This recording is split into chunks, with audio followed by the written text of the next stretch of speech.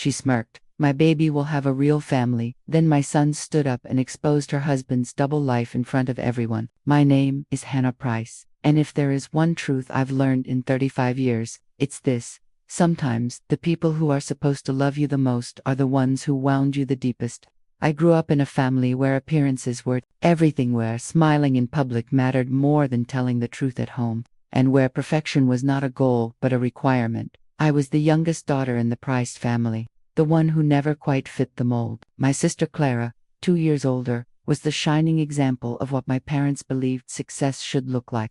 Strata student, Ivy League graduate, a polished attorney's wife, now pregnant with her first child. She was the golden child, in every sense, the one who carried our family's pride like a crown. And then there was me, Hannah, the dreamer, the writer, the one who stumbled down an unexpected path, raising my son Ethan on my own after his father disappeared before he was born. My parents never forgave me for that choice. To them, I wasn't a survivor, I was a stain on the carefully crafted image they showed the world. Every holiday, every gathering, I was reminded of the ways I had fallen short. Still, I kept showing up, maybe out of hope, maybe out of stubbornness, because no matter how many times I was judged, I wanted to believe that family could be more than status updates and staged smiles. Which brings me to the moment everything changed, my sister's baby shower. On paper, it was meant to be a arrival of a new life, the continuation of our family's story. But in reality, it became the day every mask shattered. The day the golden image of my family cracked wide open. I didn't know it at the time, but as I walked toward that event, I was stepping into a storm that would tear apart everything we thought we knew. And to understand why that day exploded the way it did, you need to know what it meant to grow up in the Price family, where comparison was a weapon and loyalty was always conditional. From the outside, the Price family looked polished, disciplined, respectable. My parents built their lives around reputation. My father, Charles, was a man of few words, but his silence carried judgment louder than most people's voices. My mother, Margaret, spoke in smiles when neighbors were around and in sharp corrections when it was just us. To them, our lives had to fit a neat formula: education, career, marriage, children, in that order. No exceptions. Clara never struggled with that formula. She was born to meet expectations. By the time she was 12, she already had a shelf lined with spelling bee trophies, debate medals, and honor certificates. Teachers loved her, neighbors admired her, and my parents treated her like proof they had done everything right. I, on the other hand, was the opposite. I was the child who got caught daydreaming during math, the one who filled notebooks with sketches instead of homework. I lived in my head, not in textbooks. And while Clara's achievements were displayed proudly on the living room wall, my attempts at theater auditions or short stories were dismissed as hobbies that would never lead anywhere. The comparisons were relentless. "Why can't you be more like your sister?" became less of a question and more of a refrain. Every family dinner turned into a subtle performance review, where Clara's successes were recited like scripture and my shortcomings left hanging in the air like smoke. By the time I was 21, Clara had already been accepted into an Ivy League program with scholarships, while I was working part-time jobs and auditioning for community theater productions.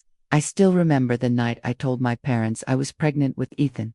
My father didn't say a word, he just pushed his chair back from the table and left the room. My mother's face collapsed into silent tears, and Clara looked at me with something worse than disappointment, pity, mixed with triumph, as if my failure had confirmed what she always knew, that she was the one destined to shine, and I was the one who would drag the family down. When Ethan was born, my parents barely came to the hospital. Clara didn't even hold him. She sent flowers, though tasteful bouquet, with a card that read, "Congratulations, Hannah. I hope you find your way." That was her version of support. The years that followed only deepened the divide. Clara excelled in law school, married Richard Hala, rising star in the legal world, from a wealthy family, and settled into the kind of life that photographers capture for glossy magazines. My parents adored Richard instantly. To them, he was proof that Clara's choices had been flawless. Together, they became the couple my parents paraded at holiday dinners, the perfect daughter and her perfect husband, building a perfect life. Meanwhile, I raised Ethan in a small apartment I decorated with second-hand furniture and art prints I made myself. I picked up freelance writing projects late at night while Ethan slept, scraping enough together to give him stability. It wasn't glamorous, but it was ours. And to me, it was enough.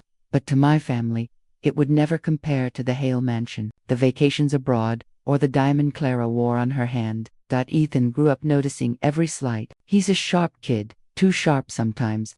When Margaret introduced him at family gatherings, she always added something like, "This is Hannah's son, Ethan. He's quite bright, considering." My son would look at me afterward, his eyes asking the question I could never fully answer: why are we always the ones treated as less? And so the stage was set. Clara, the flawless daughter.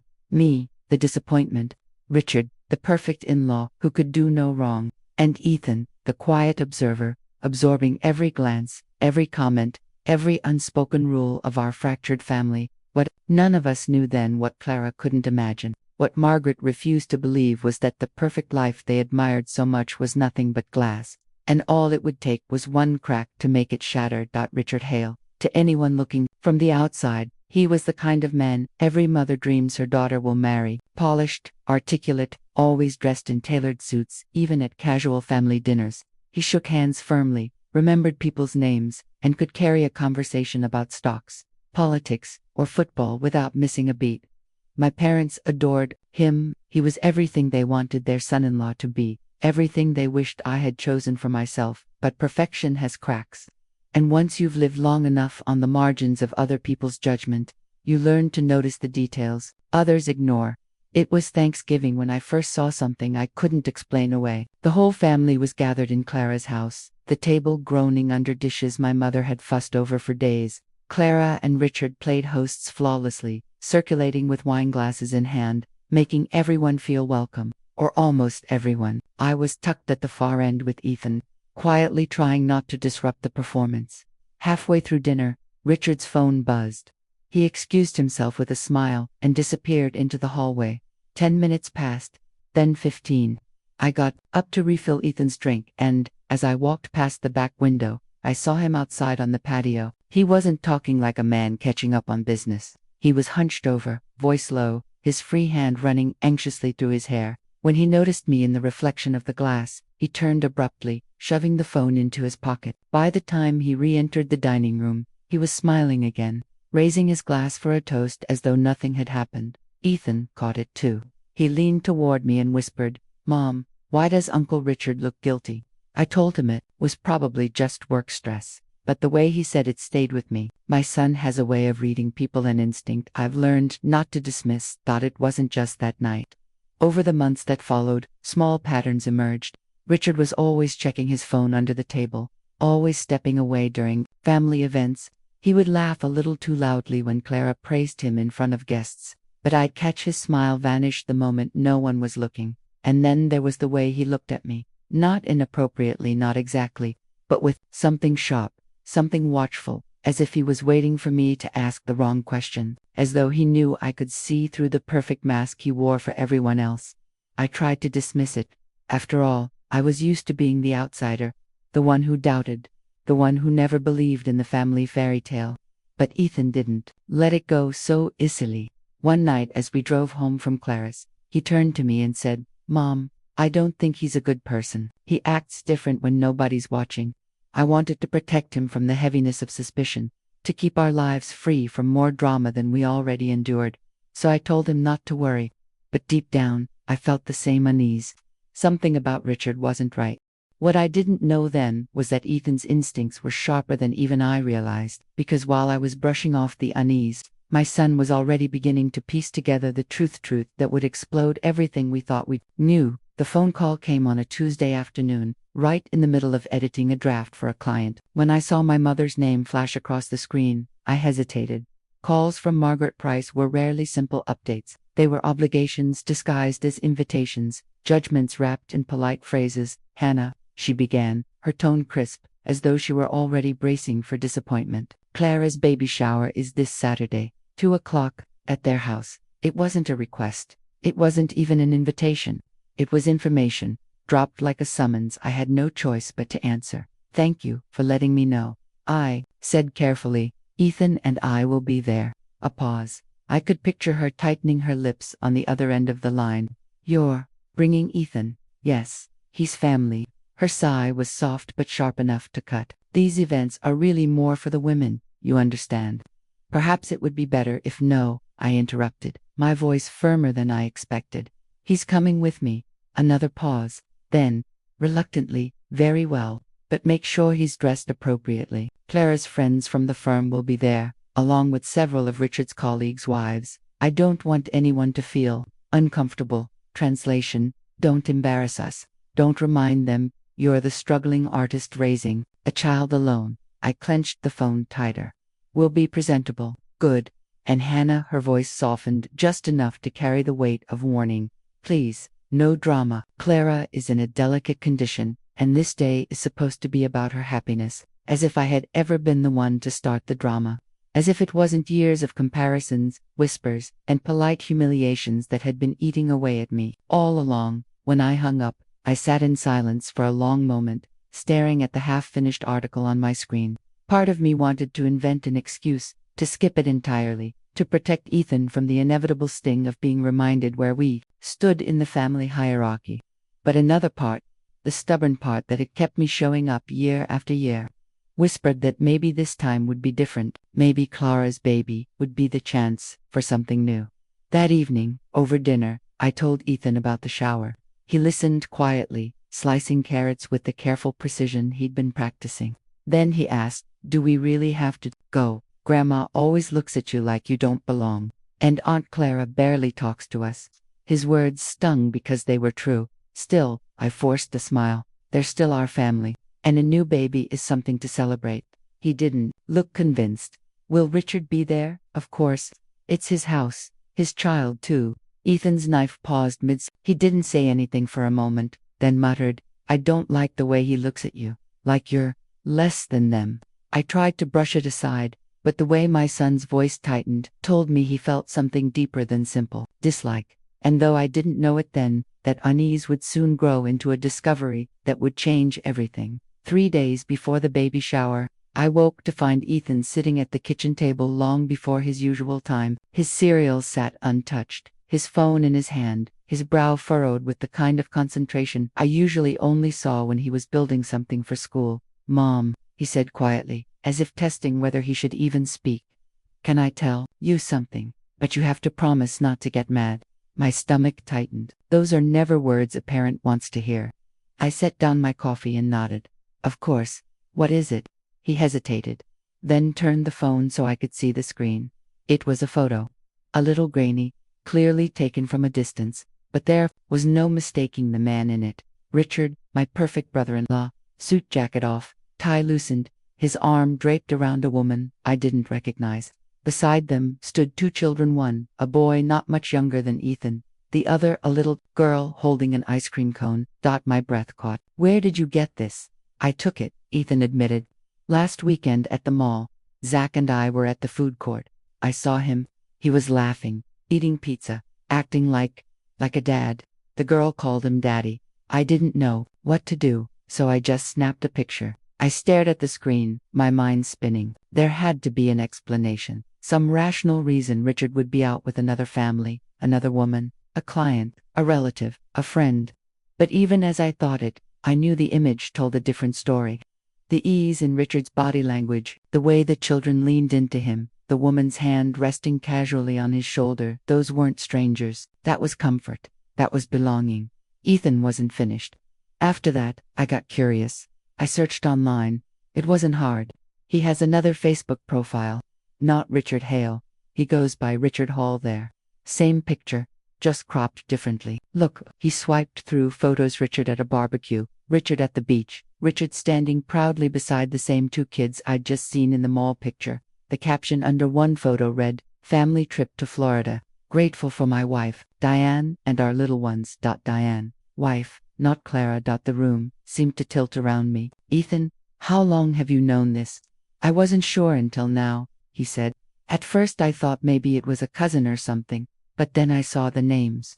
And the way he looks in those pictures, it's different. He looks happy, not like at our family dinners." He pushed the phone toward me, his young face set with a seriousness far beyond his years. "Why does everyone think he's perfect, when he's the one lying? They treat you like you're the mistake, but he's the one living a double life. I didn't have an answer.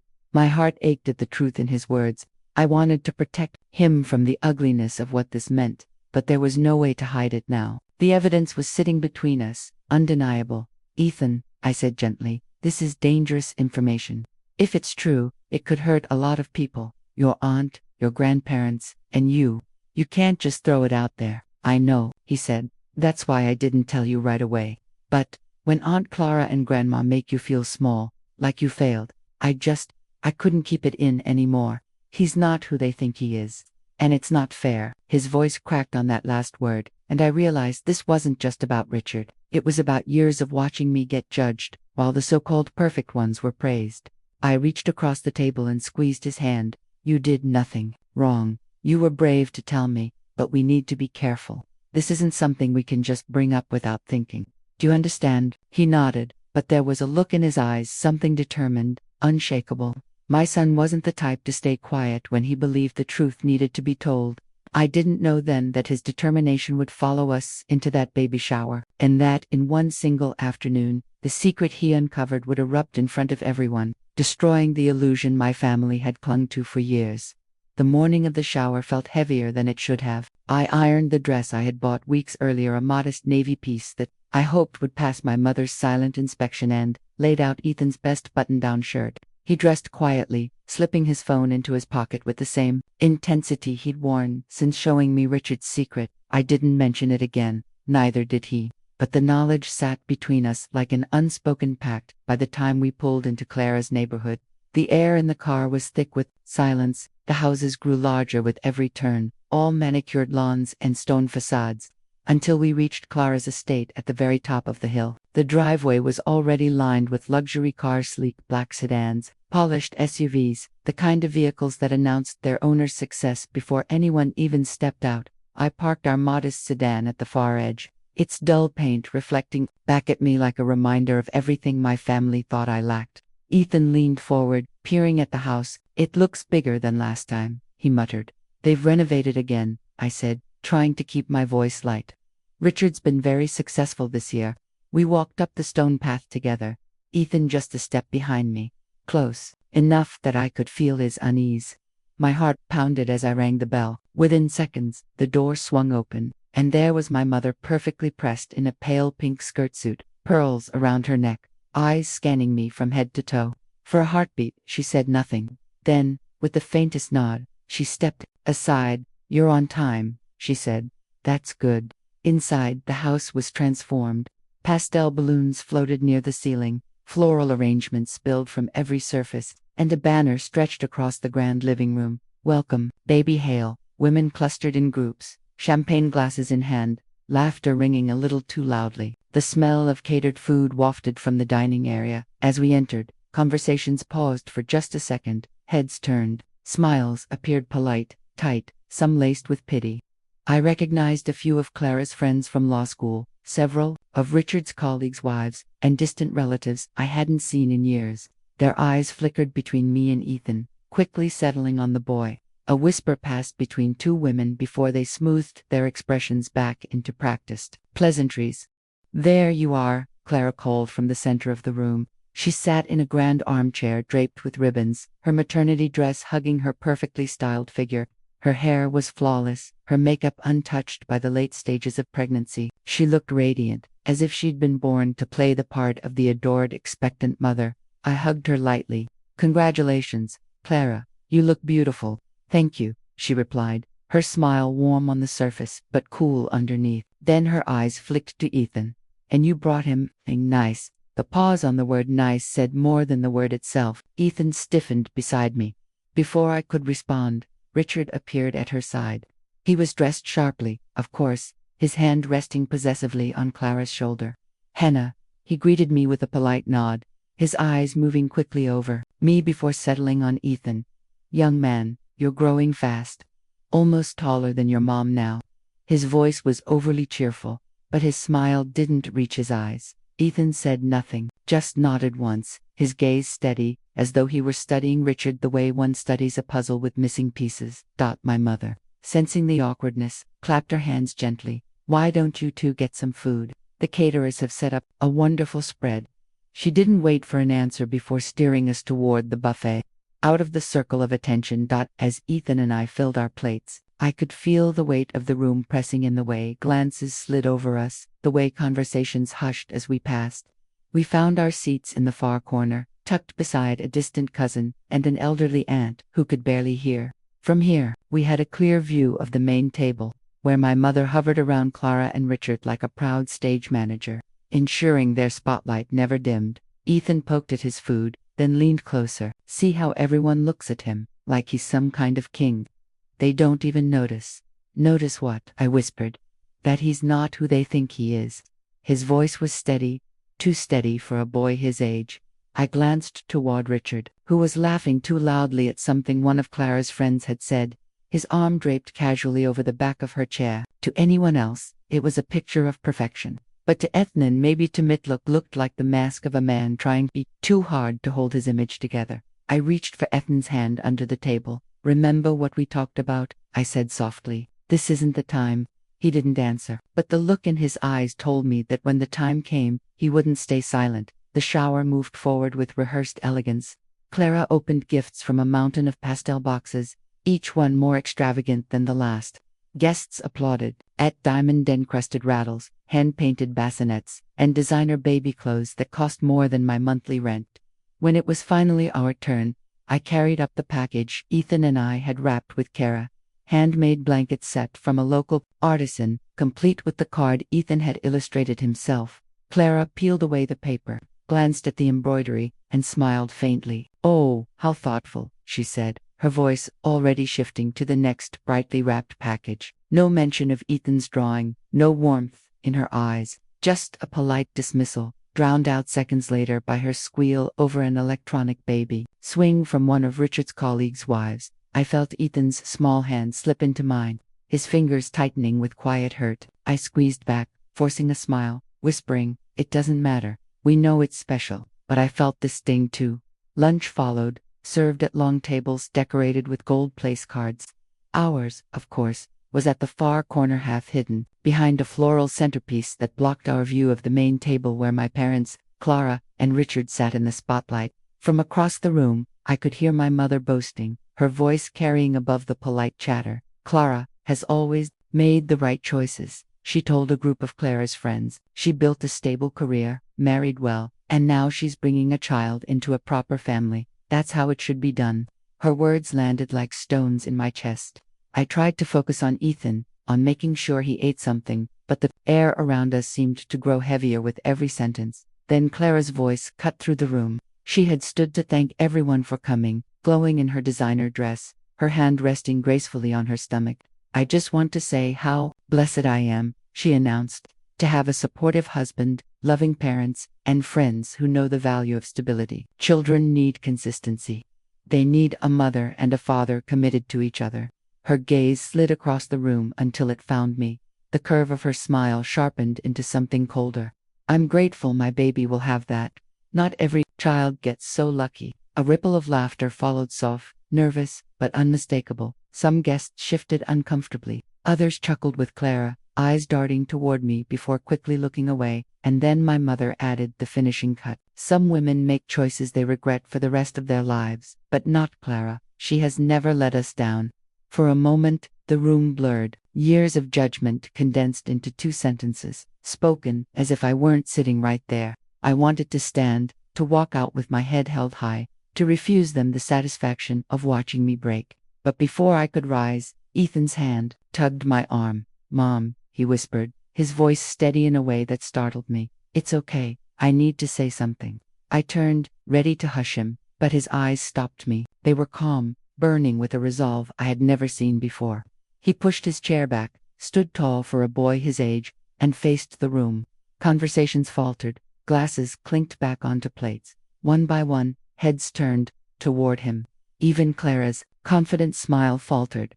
"Excuse me," Ethan said, his voice clear. "Since we're talking about families and choices, maybe I should tell everyone about Uncle Richard's other one." The room froze.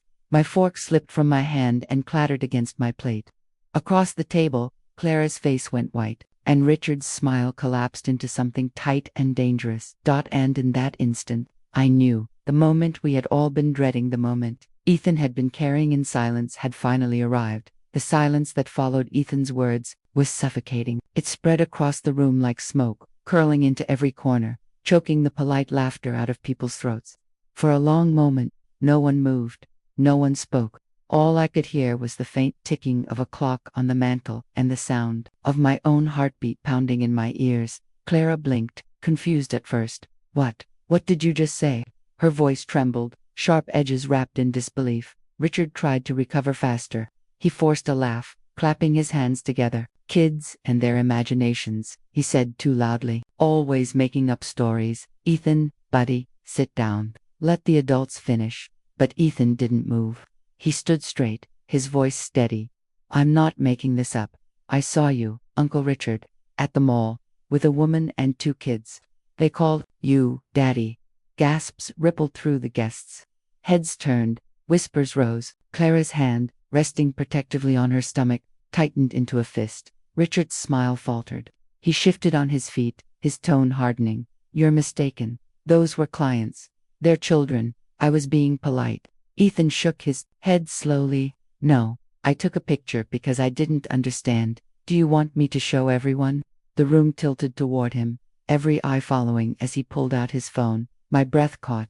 I wanted to stop him, to protect him, but I couldn't move. My son was standing taller than I'd ever seen him, and the truth he carried was heavier than both of us. He swiped across the screen and turned it outward. The image glowed in the dim light of the living room. Richard, casual and relaxed, his arm wrapped around a woman with dark hair, 2 children smiling beside them with ice cream cones in their hands, clear enough to erase any doubt. Gasps turned to murmurs. Someone whispered, "Oh my God." Another voice, "That's not Clara." Richard lunged forward. "Give me that phone." His voice cracked with fury, his polished mask slipping as his hand reached for the device. Ethan pulled it back instinctively, his small frame squared against a man twice his size. "Don't," Ethan said, his voice clear and defiant. "You can't take back the truth." The words stopped Richard cold. His face flushed red, jaw clenched, eyes darting to the guests around him, half horrified, half riveted. Ethan's hand trembled slightly as he continued, but his voice never broke. "After that day, I looked you up. You have another Facebook profile. Not Richard Hale, Richard Hall, same face, different name. Pictures with them. Your wife Diane, your son, your daughter. Trips to Florida, to Disney, to the beach." He swiped again, showing photo after photo, each one a nail hammered into the coffin of Richard's lies. In one, he was kissing the same woman on the cheek while the kids held sparklers. In another, he was standing in front of a blue house with a red door captioned "Home Sweet Home." The room erupted. Guests craned their necks, phones snapping pictures of the evidence as whispers rose to shouts. Clara's glass slipped from her hand and shattered against the floor, sparkling shards scattering across the polished wood. Her voice came out broken, a whisper dragged through her throat. "How long?" She stared at Richard, tears flooding her eyes. "How long have you been lying to me?" Richard opened his mouth, closed it, then opened it again. "Clara, it's not what it looks like. It's complicated. I was going to tell you. You were going to tell me," she screamed, her composure crumbling in front of everyone. "When, Richard? When I'm in labor?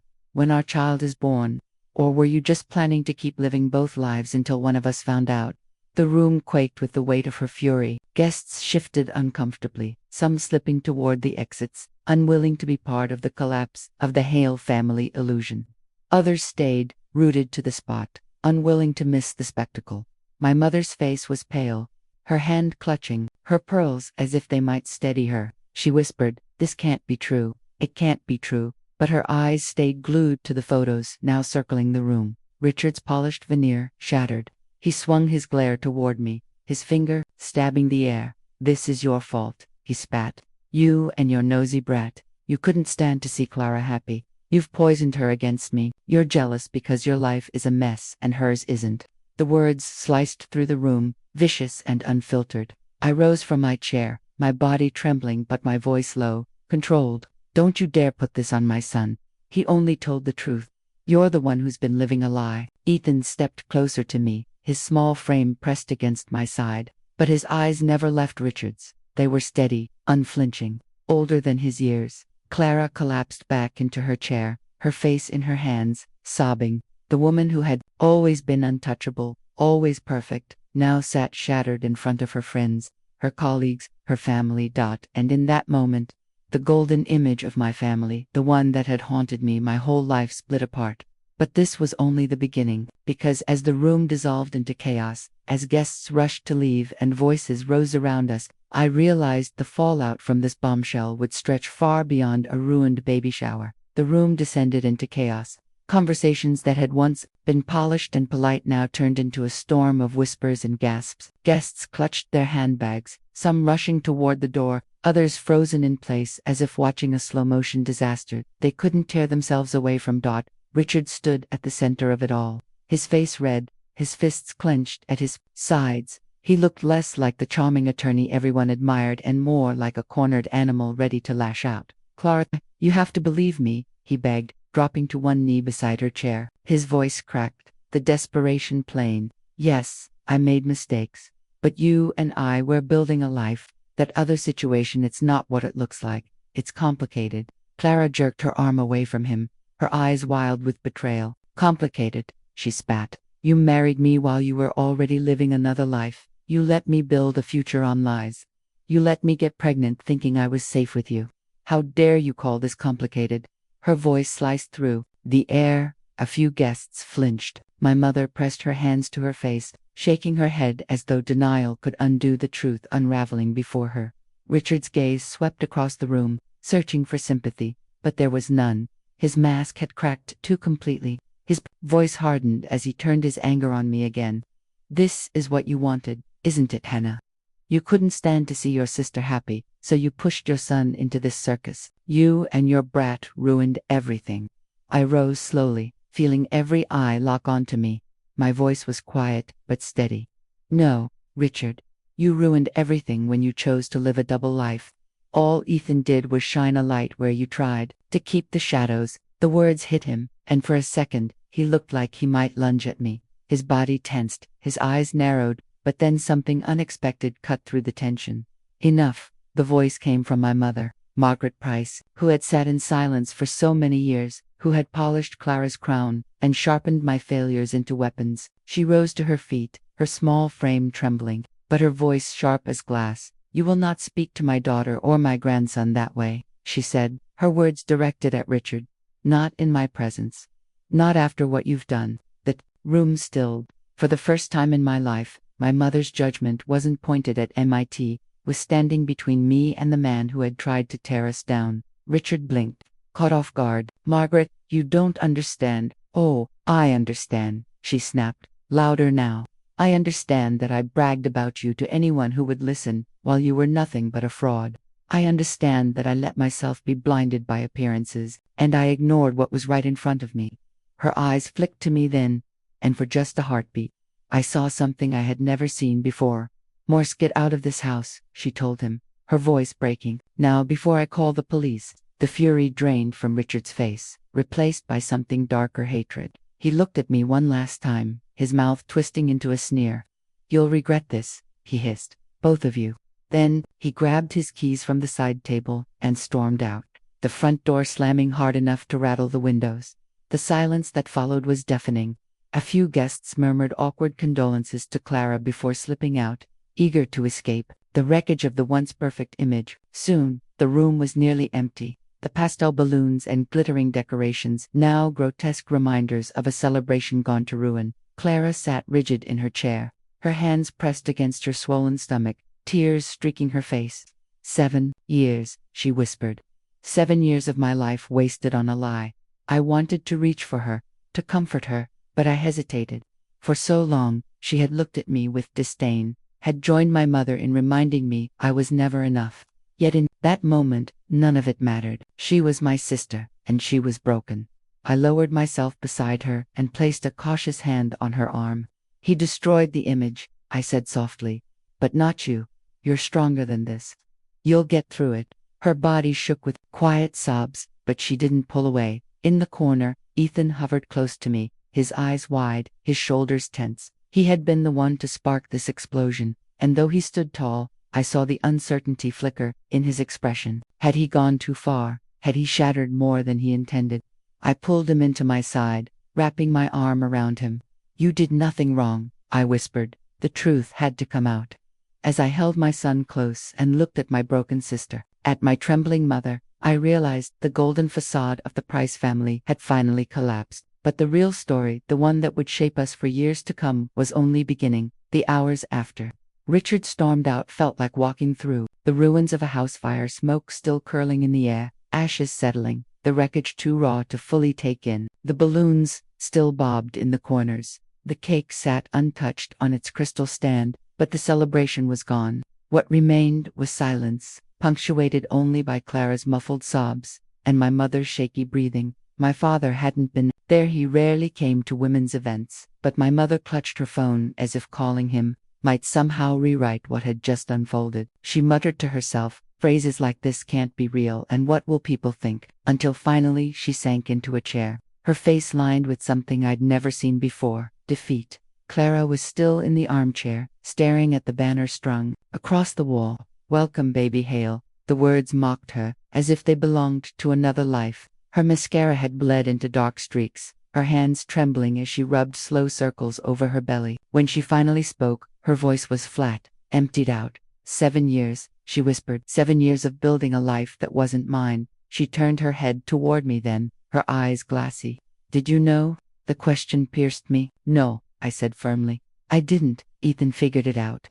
"I only saw the truth tonight, the same as you." Her lips trembled, her shoulders curling in. "I treated you like nothing, like your choices made you less. And all this time, it was me living in the illusion." I wanted to tell her she was right, that her words and my mother's cuts had left scars deeper than either of them understood. But looking at her now, I saw not the perfect sister who had stood above me my whole life, but a woman who'd had the ground ripped out from beneath her. My resentment softened into something else. "You're not alone, Clara," I said quietly. "He lied to you. That doesn't define who you are. You still have a future, and you still have family." At that, my mother lifted her head, her face crumpled. "Family," she repeated, as if the word itself were foreign on her tongue. She looked at Ethan, then really looked at him for what felt like the first time. Her lips parted, but no sharp remark came. Instead, her eyes filled with tears. "I was wrong," she whispered. "All these years, I was wrong about what mattered." The admission shocked me more than Richard's double life had. My mother, Margaret Price, had built her identity on judgment, on comparison, on shaping us into reflections of her idea of perfection. To hear her say she was wrong, it cracked something open in me I didn't even realize was still there. Ethan stepped closer to me, his small hand finding mine. He didn't say a word, but I felt the weight of his gaze on my mother, testing whether her confession was real or just another mask. I broke the silence. "What matters now is Clara and the baby. She needs support. She needs us."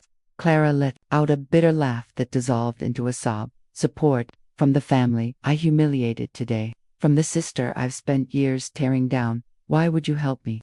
I held her gaze, because that's what family should mean, not the image we've been clinging to, not the comparisons or the expectations. Real family shows up when everything falls apart, especially then. She pressed her hand to her face, her body trembling, and for the first time since we were children, she leaned into me not as competition, not as the perfect daughter and the disappointment, but as sisters.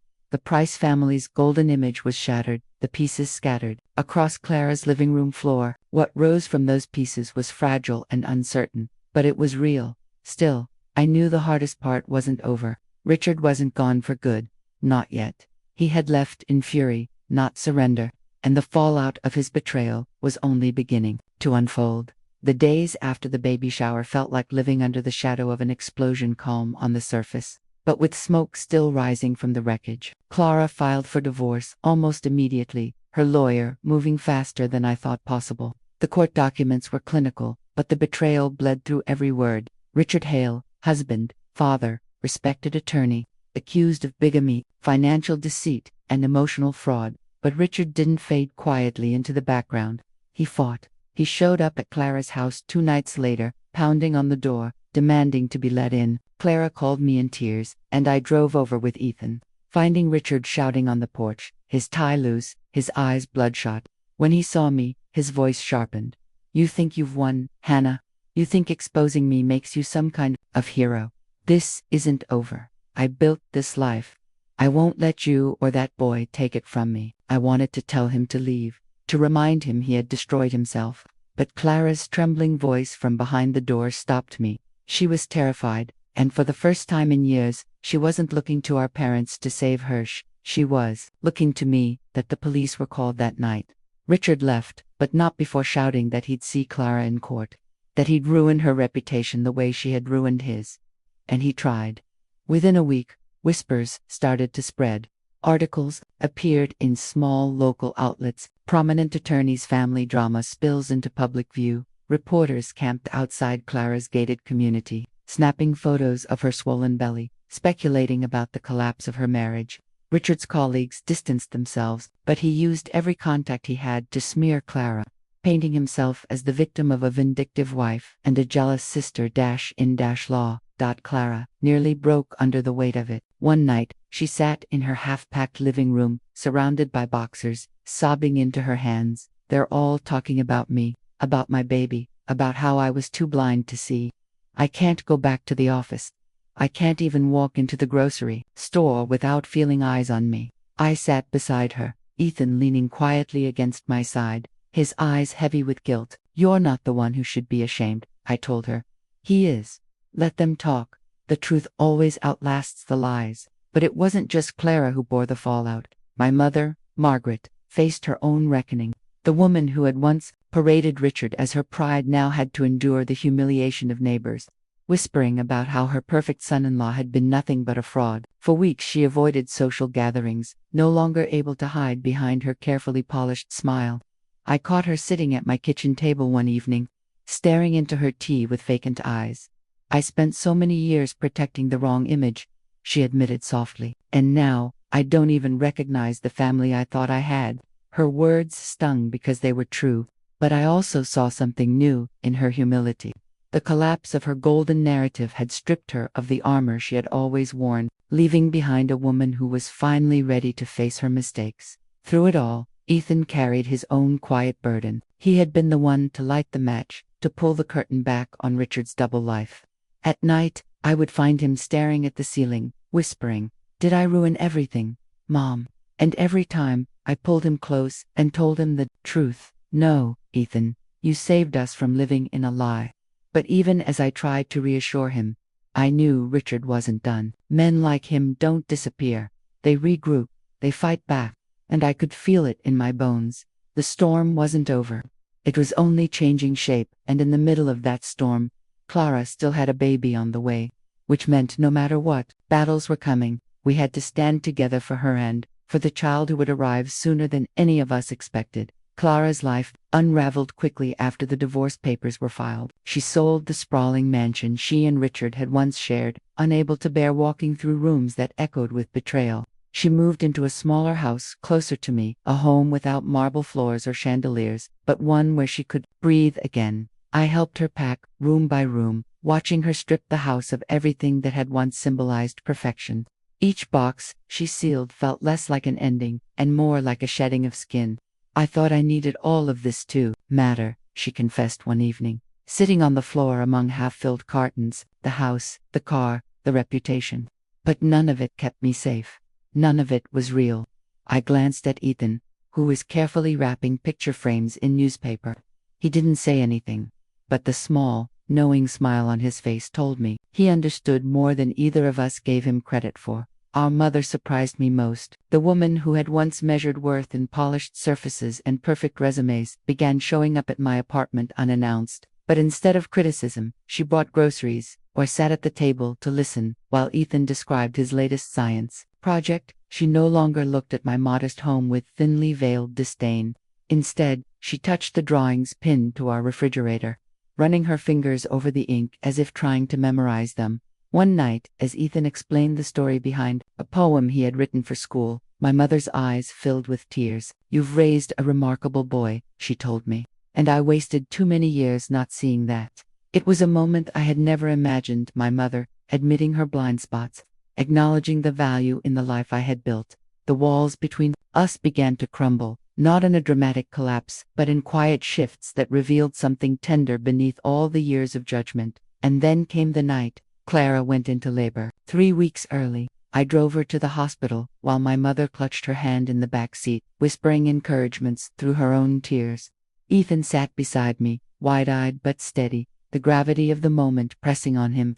Hours later, when the nurse finally placed a small, crying baby girl into Clara's arms, the room filled with a fragile kind of hope. Clara wept openly, holding her daughter as though nothing in the world could tear them apart.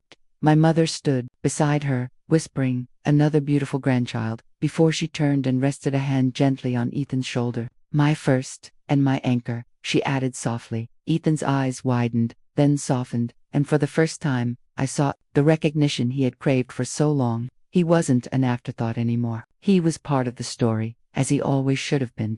As I watched Clara cradle her daughter, and my mother finally embraced the truth of who we were, I realized something profound. We weren't rebuilding the family we used to be. That version had already burned to the ground. We were creating something new, messier, humbler, but real. A family defined not by image or expectation, but by the choice to stand together even in the wreckage. And though Richard's shadow still loomed, though the future was uncertain, I knew one thing with absolute clarity: the Price family would never be the same again.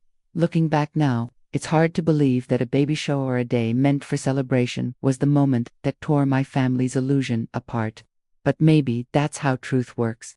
It doesn't arrive gently, it crashes in, uninvited, and forces everyone to see what they've been too afraid to acknowledge. For years, I lived in the shadow of comparisons. I was the sister who didn't measure up, the daughter who disappointed, the mother who raised a child without the picture-perfect family my parents worshipped. Every gathering reminded me of my place at the edges, never quite belonging, never quite enough. And yet, when the mask finally cracked, it wasn't Clara or my mother who saw it. First it was Ethan, my son, the boy they dismissed, the boy they pitied, was the one who revealed the truth. He stood tall in a room full of adults and reminded us all that appearances mean nothing without honesty behind them. Clara's life has changed. My mother has changed, and so have I. What we lost that day was the polished version of the Price family, the one that looked good on the outside but was hollow on the inside. What we gained was something stronger. Real love, real support. A family built not on image, but on resilience. I don't pretend everything is perfect now. Richard's shadow still lingers in court dates and headlines, and old habits don't vanish overnight. But we've started to redefine what family means, one choice at a time, and as I watch Ethan grow, I see the proof of it every day. So if there's anything I've learned, it's this: sometimes the most painful truth is also the one that sets you free. And sometimes the child everyone underestimates becomes the one who saves you. The story of that day is finished.